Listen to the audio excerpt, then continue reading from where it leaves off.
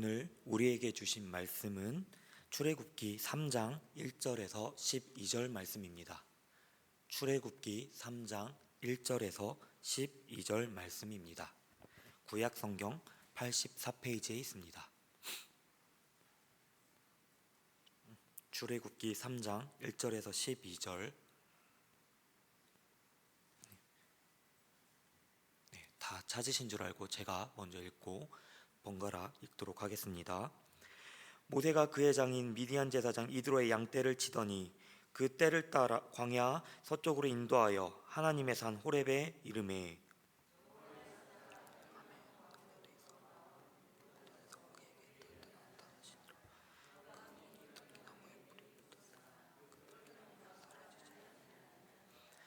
이에 모세가 이르되 내가 돌이켜 가서 이 큰 광경을 보리라.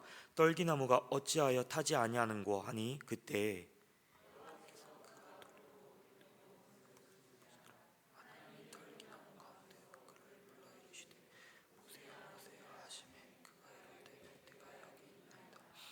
하나님이 이르시되 이리로 가까이 오지 말라. 내가 선 곳은 거룩한 땅이니 내 발에서 신을 벗으라.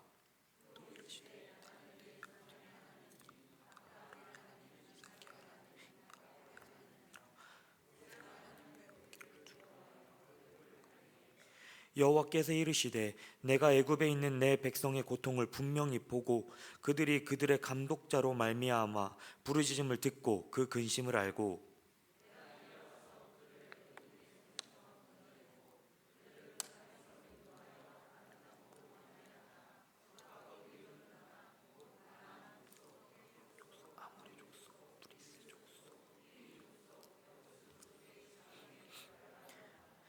이제 가라. 이스라엘 자손의 부르짖음이 내게 달하고 애굽 사람이 그들의 괴롭히는 학대도 내가 보았으니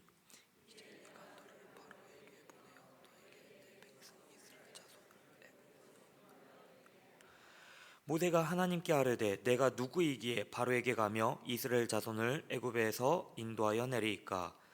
하나님이 이르시되 내가 반드시 너와 함께 있으리라.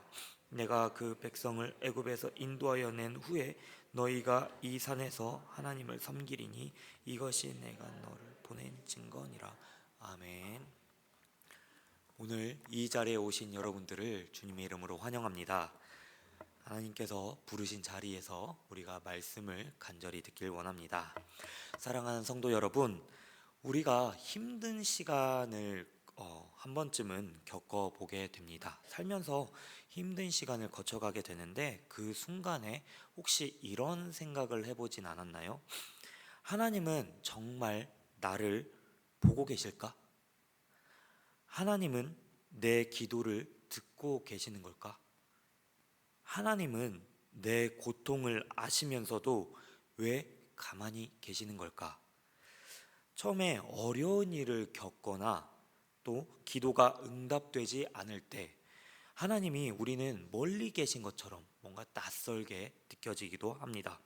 그런데 오늘 본문을 보면 하나님께서는 모세에게 이렇게 말씀하십니다. 내가 애굽에 있는 내 백성의 고통을 보고 그들의 부르짖음을 듣고 그 근심을 알고. 이스라엘 백성은 400년 동안 애굽에서 노예 종살이를 하였습니다. 그들은 오랫동안 하나님께 부르짖었습니다.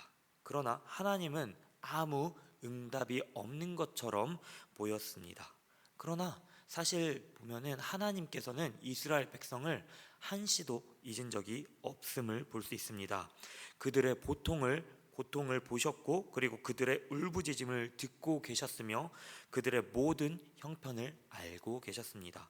오늘 저희는 이 본문의 말씀을 통해서 하나님이 우리의 상황을 보고 계시며 우리의 부르짖음을 듣고 계시며 우리의 아픔을 알고 계신 분이라는 것을 우리가 깨닫기를 원합니다. 그리고 우리가 하나님의 이러한 돌보심 앞에 우리 어떻게 반응해야 하는가 함께 질문을 나누고자 합니다.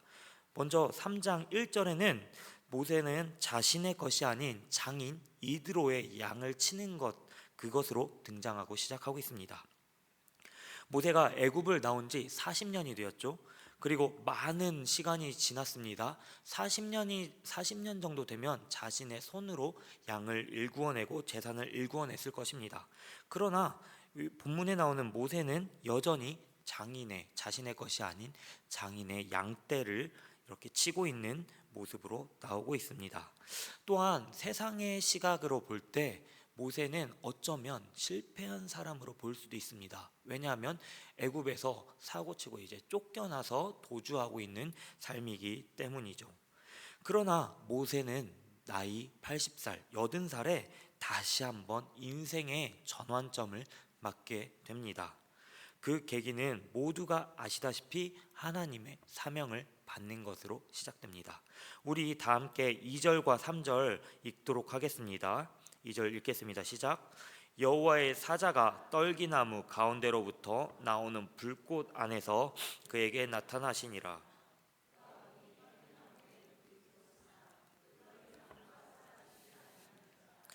이에 모세가 이르되 내가 돌이켜 가서 이 큰 광경을 보리라. 떨기나무가 그때 떨기나무는 고대 근동 지방, 그러니까 모세가 있던 지방에서는 굉장히 흔한 식물이었습니다. 그 식물에 또 기후가 또 맞아 떨어지면은 불이 이렇게 자주 잘 붙는 자연 발화가 일어나는 현상이 종종 목격되기도 했습니다. 모세가 양을 치면서 이렇게 지나가면서 보는 이런 자연 발화의 현상을 보고 그냥 일상 속에서 흔히 일어나는 일이라 치부하고 지나갔을 수도 있습니다. 그러나 3절에는 모세는 이제 돌이켜 내가 가서 보리라, 큰 광경을 보리라 하고 다짐하고 있습니다. 왜냐하면 떨기나무가 타지 않고 연소되지 않고 계속해서 불타오르고 있기 때문입니다. 사실 누구든지 자기 집 근처에 불이 계속 붙고 있는 나무를 보게 된다면 저희가 봐도 신기해서라도 계속 돌아가서 구경할 것입니다. 그런데 여기서 아주 중요한 단어가 있습니다. 바로 돌이키다, 돌아가다라는 뜻입니다. 모세가 돌이켰다는 표현은 단순히 방향을 전환한 것이 아닙니다. 일상의 길에서 벗어나 하나님의 부르심을 향해 나아갔다는 의미가 되는 것입니다. 다시 말해 단순히 가던 방향을 바꾸고 하나님께서 행하시는 일에 주목하기로 결정한 것입니다. 그러나 모세는 이제 돌이켜서 가서 봤을 때 놀라운 일을 경험하게 됩니다. 하나님께서 바로 모세를 부르시고 그리고 명령하셨기 때문입니다. 신을 벗으라고 말이죠. 여기서 신을 벗으라, 이 명령은 단순한 그런 그런 예의적인 차원에서 말씀하신 것이 아닙니다. 당시 문화에서 신을 벗는 행위는 자신의 권리와 소유, 인권, 모든 것을 포기하는 것을 의미했습니다. 즉, 신발은 자유의 의미였고 노예는 신을 수 없는 것이었습니다. 어쩌면 참 잔인한 말로 들릴 수도 있을 것입니다. 모세는 40년 전에 하나님의 백성을 위해서 이제 출애굽시킬 시도를 했다가 실패를 겪은 사람입니다. 모든 것을 가지고 모든 것을 누리던 사람이 모든 것을 한순간에 잃어버리는 180도 달라지는 삶을 살기 때문이죠. 그러한 모든 것을 이제 잃어버린 상황에서, 절망을 맛본 상황에서 하나님께서 신을 벗으라 명령하신 것입니다. 어쩌면 그것이 마지막 남은 모세의 소유인 것을 벗어버리라, 던져버리라 하고 있는 것으로 보입니다. 어쩌면 모세는 이렇게 생각했을 수도 있습니다. 하나님이 정말 계신다면 왜 나를 이렇게 내버려 두시는 걸까? 왜 나의 고통을 이렇게 가만히 보고 계시는 걸까? 이렇게 생각할 수 있습니다. 하나님의 말씀을 들은 모세는 속이 타들어갔을 수도 있습니다. 신발을 벗으면 모세에게 남은 것이 무엇입니까? 아무것도 없습니다. 그러나 하나님이 모세의 상황을 모르셔서 신을 벗으라 이렇게 말씀하신 것일까요? 아닙니다. 하나님께서는 모세와 함께 하시며 그 일생을 지켜보시고 함께 하셨습니다. 그리고 모세의 모든 삶을 감찰하셨습니다. 모세의 고통을 누구보다 잘 이해하시는 분이셨습니다. 그렇기에 하나님께서는 모세에게 가장 필요한 것이 무엇인지 알려주시라 하셨고, 그것이 바로 모세가 먼저 해야 할 일임을 알려주신 것입니다. 그것이 무엇입니까? 하나님 앞에서 신을 벗는 일이었습니다. 하나님께서는 모세에게 신을 벗으라고 하심으로써 단순히 겸손함을 요구하신 것이 아니라 자신의 의를 내려놓고 하나님의 거룩함 앞에 설 것을 요구하신 것입니다. 물론 신을 벗지 않는다면 하나님께 온전히 나아갈 수 없을 것입니다. 그러나 우리는 종종 신을 벗어야 하는 상황에서 고민할 때가 있는 것 같습니다. 사랑하는 성도 여러분, 우리가 스스로 삶을 돌아보면 우리는 어떠한 신을 신고 하나님 앞에 나아가서 하나님께서 그것을 내려놓으라 명령하실 때 고민하십니까? 저희가 하나님 앞에 섰을 때 벗어야 하는 신은 무엇일까요? 안정적인 직장입니까? 재물입니까? 건강입니까? 미래에 대한 보장입니까? 나를 보호할 수 있는 무엇인가 울타리가 있습니까? 이것으로 우리가 하나님 앞에 섰을 때 우리가 하나님께 이것을 내세울 수 있을까요? 그렇지 않습니다. 우리가 내세울 수 있는 것은 아무것도 없습니다. 우리의 헌신과 의로움으로 우리가 덧댄 무엇인가로 하나님이 지니신 그 영광의 총량에 우리가 하나님의 영광을 더하거나 뺄 수 없는 것처럼 우리가 우리의 의로 하나님 앞에 나아가서 이것을 인정받을 수 있는 것이 아무것도 없는 것입니다. 그저 모세처럼 하나님의 부르심 앞에 맨발로 예하고 겸손히 듣는 것입니다. 그것이 바로 하나님의 부르심을 받은 백성의 자세인 것이죠. 모세는 신을 벗었습니다. 그리고 하나님 앞에 섰습니다. 하나님께서는 그제서야 그를 통해서 이제 놀라운 역사의 시작을 이루십니다. 그리고 하나님께서는 모세를 부르심같이 순종하는 이들을 계속해서 찾고 있음을 오늘 본문을 통해서 알 수 있습니다. 그렇다면 순종하는 자, 신을 벗은 자에게는 어떠한 유익이 있을까요? 고린도전서 1장 9절에는 이렇게 말씀이 나와 있습니다. 너희를 부르사 그 아들 예수 그리스도 우리 주와 더불어 교제하게 하시는 하나님은 미쁘시도다 라고 기록되어 있습니다. 말씀을 보면 결국 하나님께서는 그리스도를 보게 하시고 그리고 그리스도를 통한 구원의 초대에 이끌려 하나님께 나아가 교제하는 것입니다. 그것이 우리에게 있어서 가장 큰 위로와 필요가 되는 것입니다. 우리에게 필요한 것은 수많은 종류의 신발 혹은 마음의 안정과 내가 소유하고 있는 이러한 충족감이 아니라 예수 그리스도와 교제한다는 사실, 하나님이 있다는 사실, 그것이 우리에게 가장 필요한 줄 믿습니다. 우리의 상한 심령, 어려운 환경, 한탄, 그리고 상처 등 모든 것을 아시는 하나님께서 우리를 부르시고 우리에게 베푸신 것은 그리스도와 더불어 교제하는 것, 그것입니다. 물론 우리는 세상을 살아가면서 우리 자신을 증명하지 못할까 봐 두려워 떨기도 합니다. 우리가 아무것도 쌓지 못한 인생이라 평가받을까 봐 그것을 두려워하는 본질적인 무엇인가 있습니다. 나를 표현할 만한 것이 없고 그리고 내 마음속에 의지할 수 있는 것들이 있어야 그제서야 안심이 되기 때문입니다. 그렇기에 우리는 하나님에 대한 열심으로 우리의 신을 벗지 않은 채 그것을 열심으로 포장하여 그것을 표현하려 합니다. 사도행전 7장 25절에 모세도 이러한 열심으로 하나님의 일을 포장하려 했습니다. 모세도 자신의 그 40살 때 하나님께서 자기의 손을 통하여 구원해 주시는 것을 깨달으리라고 생각하였으나 라고 말씀이 나오고 있습니다. 누구의 생각입니까? 모세의 생각입니다. 하나님께서 자신을 왕으로 세우시고 인도하신 것은 이스라엘 백성을 구원할 것이다 라고 생각한 것입니다. 물론 이것이 어떤 면에서 하나님의 섭리인 경우에서는 맞습니다. 그러나 모세는 여기에서 자신의 열심으로 행하였습니다. 하나님께서 보시는 것은 모세의 생각, 모세의 열심이 아니었습니다. 하나님은 신을 벗는 그 순종을 원하셨습니다.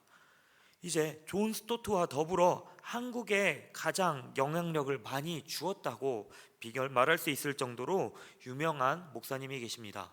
이 목사님은 마틴 로이드 존스 목사님입니다.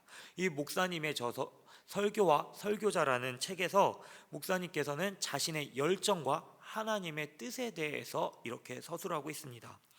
영국의 저명한 의사였던 마틴 로이드 존스 목사님은 최연소 왕립의학협회 회원으로 성공이 보장되어 있는 사람이었습니다. 여기에 들어갔다는 것은 인생의 앞으로 탄탄대로였다는 것입니다.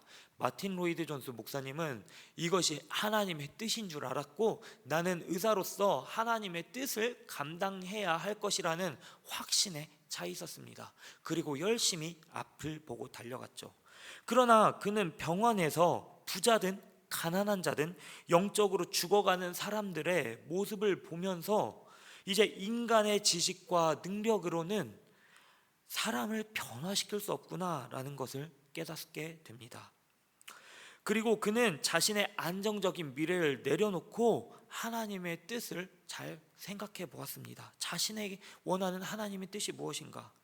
그리고 그는 그 고민 끝에 목회자가 되기로 결단하였고, 그 결과 수많은 이들을 하나님께로 인도하는 사명을 감당하게 되었다고 이것을 고백하고 있습니다. 사랑하는 여러분, 하나님께서는 우리의 지식과 능력, 열심이 아니라 신을 벗는 우리의 순종을 원하시고 계신 줄 믿습니다. 사무엘상 15장 22절은 이렇게 말씀하고 있습니다. 여호와께서 번제와 다른 제사를 그의 목소리를 청종하는 것을 좋아하심같이 좋아하시겠나이까? 순종이 제사보다 낫고 듣는 것이 순양의 기름보다 나으니. 하나님께서 기뻐하시는 것은 우리의 노력과 열심이 아니라 그분의 말씀을 듣고 따르는 것이라 이미 예전부터 말씀을 통해 언급하고 있는 것입니다. 모세는 신을 벗고 하나님 앞에 섰습니다. 그 순종에서 하나님이 그를 들어 사용하신 것입니다. 우리도 이제는 하나님의 말씀 앞에서 신을 벗기를 원합니다. 하나님의 음성에 온전히 귀 기울이며 그분의 부르심에 순종하는 믿음의 삶을 살기를 소망합니다. 만약에 우리의 마지막까지 우리가 붙들고 있는 것이 하나님의 말씀, 뜻이 아니라 어떠한 신이라면 우리는 이 순간 그 신을 벗고 주님의 인도하심을 따라가는 결단을 하기를 바랍니다. 그럼으로써 하나님 앞에서 하나님 음성에 온전히 귀 기울이며 그분의 부르심에 순종하는 믿음의 삶을 살기를 소망합니다. 6절을 다 함께 읽도록 하겠습니다. 6절 시작. 또 이르시되 나는 내 조상의 하나님이니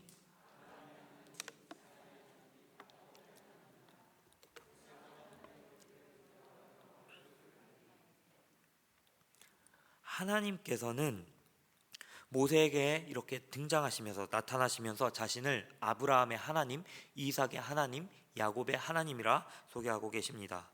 하나님은 왜 굳이 너의 하나님, 너를 지키시고 너와 함께하는 하나님이 아니라 아브라함과 이삭과 야곱의 하나님이라 먼저 소개하셨을까요?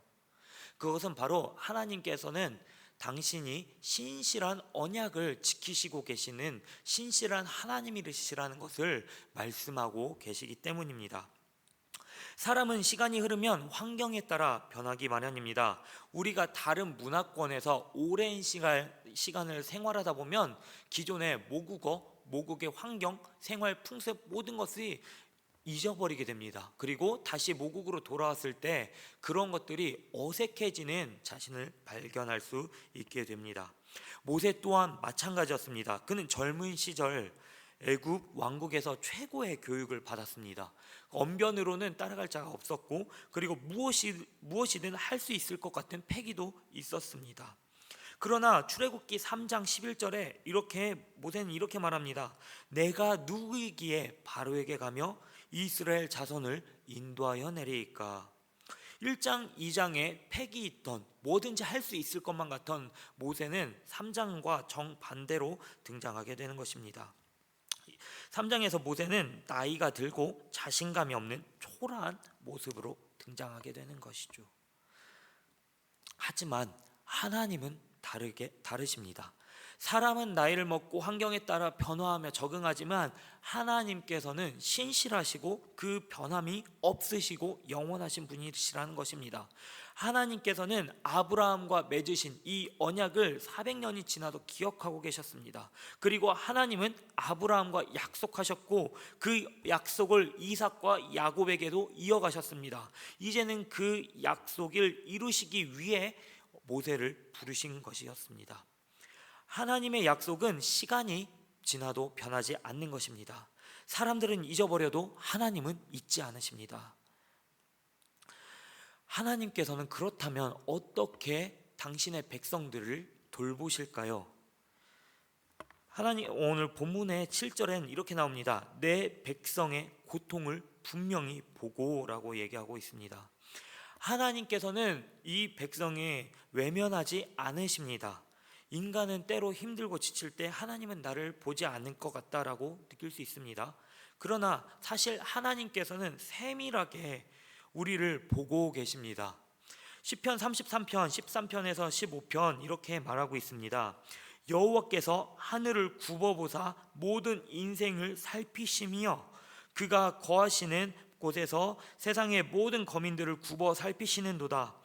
그는 그들 모두의 마음을 지으시며 그들이 하는 일을 굽어 살피시는 이로다. 아멘. 하나님께서는 단순히 바라보시는 것뿐만이 아닙니다. 보다라는 단어에는 이해하다라는 표현이 섞여 있습니다. 마음까지 살피시고 이해하신다는 것입니다. 모세가 타지에서 40년 동안 방황하고 좌절하고 있었던 것도 하나님께서는 보시고 이해하셨습니다. 이스라엘 백성이 애굽에서 눈물을 흘리고 절망한 사실도 하나님께서는 보시고 그들의 마음을 이해하셨습니다. 그리고 하나님께서는 또 한 가지의 돌보심을 표현하십니다. 그들이 그들의 감독자로 말미암아 부르짖음을 듣고, 하나님은 우리의 기도를 외면하지 않으십니다. 하나님께서는 기도를 들으시고 응답하시는 분이십니다. 하나님께서 말씀하신 이 듣고에는 그냥 듣다, 이러한 표현, 단순히 수용하다라는 표현이 아닙니다. 하나님께서 말씀하신 이 듣다에는 소통하다라는 표현이 들어 있습니다. 그렇기 때문에 하나님께서는 우리의 부르짖음을 들으셨을 때 우리와 소통하신다는 사실을 말씀하고 계신다는 것입니다. 만약 하나님께서 우리의 기도를 듣기만 하고 아무 반응도 보이지 않는다면, 혹은 일방적인 통보만 하고 소통하지 않으신다면 어떤 일이 일어날까요? 우리는 점점 더 하나님을 찾지 않을 것입니다. 하나님께 기도하지 않을 것이고요, 그리고 하나님을 신뢰하지 못할 것입니다. 실제로 1980년대 루마니아라는 곳에서 고아원이 설립되었습니다. 이곳은 공산 국가였기 때문에 많은 아이들, 고아들이 이쪽으로 들어오게 됩니다. 그러나 이들은 최소한의, 그러니까 의식주를 이렇게 제공받았을지언정 정서적 그런 필요를 아무도 들어주지 않았습니다. 그 아이들의 목소리에 응답하는 이가 아무도 없었습니다. 결국에는 이 아이들은 정서적으로 결핍된 상태에서 성장했습니다. 나중에 이 나라가 이제 민주화가 되고 많은 이들이 국제사회에서 이들을 집중해서 입양하고 심리 상담을 이렇게 진행하면서 문제를 해결하려고 했지만, 결국에는 이 아이들은 성인이 되어서도 사람과의 관계에 대해서 신뢰를 쌓는데 굉장히 많은 장애를 가지게 되었습니다. 이와 같이 하나님께서 우리의 기도를 듣기만 하시고 아무런 반응이 없으시다면 우리도 하나님을 신뢰하지 못하고 신앙에 문제가 생길 것입니다. 그러나 하나님께서는 그렇게 우리의 기도를 들으시고 외면하지 않으신다 말씀하셨습니다. 우리와 소통하신다고 말씀하셨습니다. 이것이 하나님께서 우리를 돌보신다는 확실한 증거가 되는 것입니다. 그리고 하나님의 돌보심에는 한 가지 방법이 더 있습니다. 그 근심을 알고라고 표현하였습니다. 하나님께서 우리를 아신다는 것은 우리의 상태를 단순히 살피고 체크하신다는 것이 아닙니다. 알다라는 단어는 깊이 간섭하시며 행동하신다라는 단어를 가지고 있습니다. 즉 하나님께서는 우리의 고통을 아시고 이해하시고 부르짖음을 들으시며 우리의 삶의 고통에 그리고 부르짖음에 적극적으로 개입하시는 분이라는 사실입니다. 이스라엘 백성이 고통 중에 있을 때 하나님은 단순히 방관자가 아니셨습니다.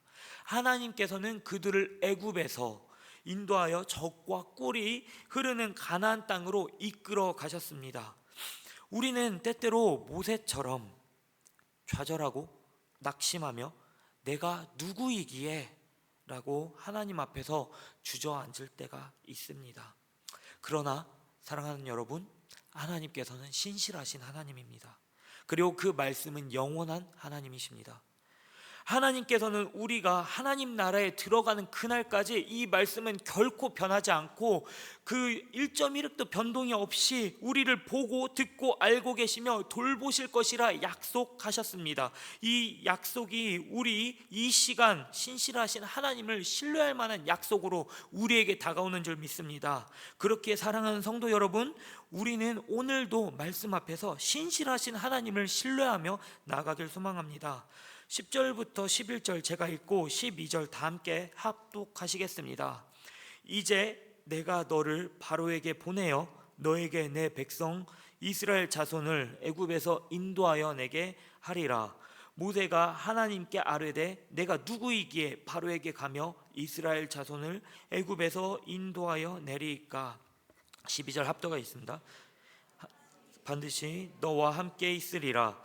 내가 그 백성을 애굽에서 인도하여 낸 후에 너희가 이 산에서 하나님을 섬기리니 이것이 내가 너를 보낸 증거니라. 아멘. 하나님을 뵙고 하나님을 알게 된 모세는 보내심을 받게 됩니다. 그러나 아직도 자신의 초라함과 무능력함을 보게 됩니다. 그렇기에 하나님, 내가 뭐라고, 나 따위가 뭐라고, 내까짓 게 뭐라고 바로에게 가겠습니까? 라고 말하고 있습니다. 어쩌면 이 말은 순수한 겸손 또는 자괴감이 아니라 하나님에 대한 원망이 조금이나마 투정이 섞여 있지 않을까 생각됩니다. 저는 본문을 읽으면서 내가 만약에 모세라면 이라는 생각을 하게 되었습니다. 모세의 입장을 곰곰이 생각해 보니까 저 같은 경우는 하나님에 대한 원망이 먼저 튀어나오더라고요. 하나님, 만약에 40년 전에 제가 왕자였을 때 이스라엘 백성을 구원하라는 그 열정을 가지고 있을 때 나와 함께 하셨더라면 어땠습니까? 내가 언변도 있고 재능도 있고 능력도 있고 카리스마도 있을 때 나와 함께 하셨으면 하나님 그때 있었으면 좋지 않았겠습니까? 왜 하필 시간이 지나 내가 늙고 힘이 없을 때 지금에서야 저를 보내시려 하십니까? 라는 자조적인 하나님에 대한 투정이 섞이게 되더라고요. 그 이유는 높은 자리에서 낮은 자리로 떨어졌기 때문에 모세의 입장에서는 이 부르심이 억울하게 느껴졌을 수도 있을 것입니다. 그러나 하나님께서는 12절에 모세의 원망을 이 한마디로 풀어주십니다.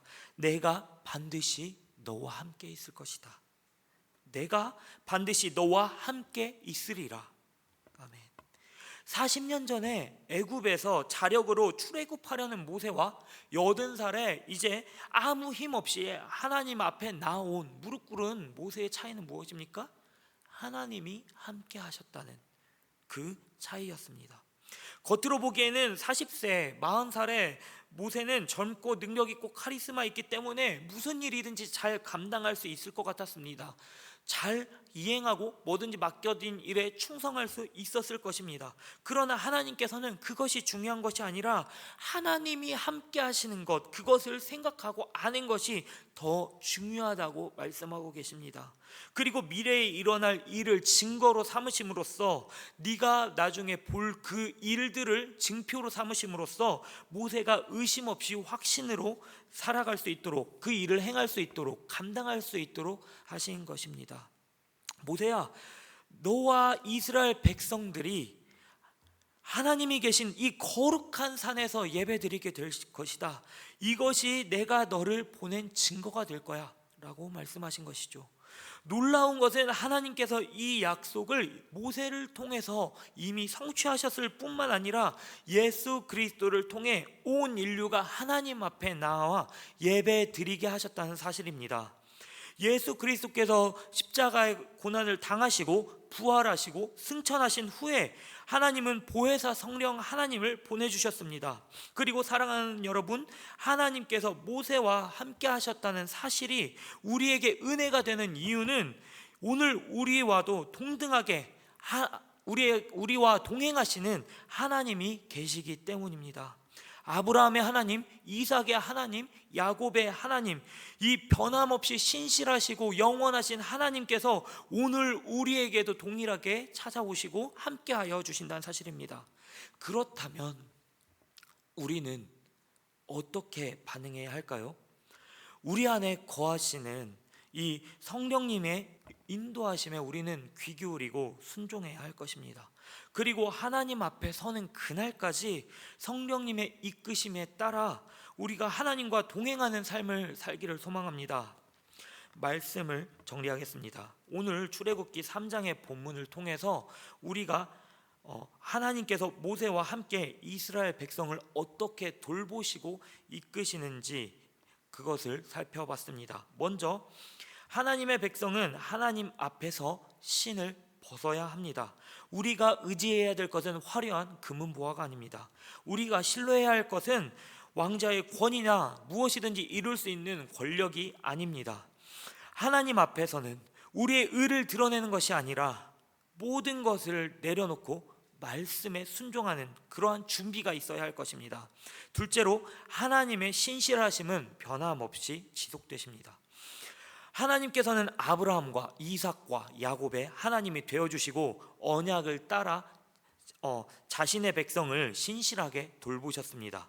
하나님의 돌보심은 단순히 관심이 아니라 우리를 보시고 이해하시고 우리의 소리를 들으시며 우리와 소통하시며 우리의 삶을 깊이 아시는 그러한 사랑의 관섭이었습니다.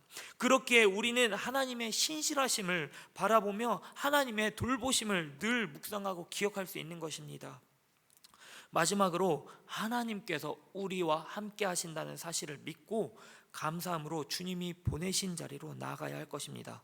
우리가 하나님을 이끄는 것이 아니라 하나님께서 우리를 이끌어 가시도록 성령님의 말씀에 귀 기울여야 하는 것입니다. 우리가 하나님 앞에서 신을 벗고 그분의 신실하심을 신뢰하며 하나님의 부르심에 순종할 때 우리는 삶 속에서 하나님을 경험하게 됩니다. 그때 우리는 확신할 수 있게 됩니다. 하나님께서는 살아계시고 고난이 있을지언정 나를 결코 외면하지 않으시는구나. 하나님께서는 나의 아버지가 되시고 나를 돌보시는 하나님이시구나 라는 사실을 말이죠. 그러므로 이제 성도 여러분, 하나님의 임재를 신뢰하며 그리고 그분의 인도하심을 따라 하나님께 나아갑시다. 우리 모두가 거룩한 하나님의 나라에서 참된 예배자로 서기를 소망합니다. 이 시간 하나님의 부르심 찬양하시면서 가사의 고백이 우리의